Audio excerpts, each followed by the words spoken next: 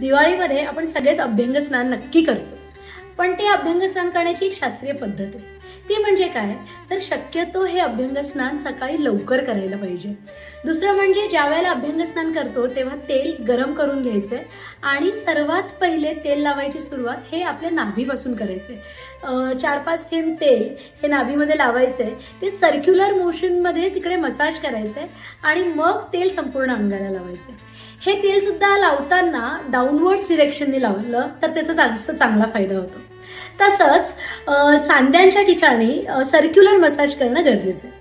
याच्याच बरोबर जेव्हा अभ्यंग तेल झाल्यानंतर औषधी उटणं, सुगंधी उटणं घेऊन ते आयदर दुधामध्ये किंवा गुलाब पाण्यामध्ये कालवून त्यांनी चांगलं घर्षण करायचं, म्हणजे त्याला उद्वर्तन म्हणतात खरं तर. ते चांगलं घासायचे अंग आणि मग गरम पाण्याने आंघोळ करायची. असंच दिवाळी संदर्भातील प्रथा, फराळाचं महत्त्व किंवा अजून काही प्रश्न जर तुमच्या मनात असतील तर ते आम्हाला कमेंट बॉक्समध्ये नक्की लिहून कळवा. आयुर्वेदी भव.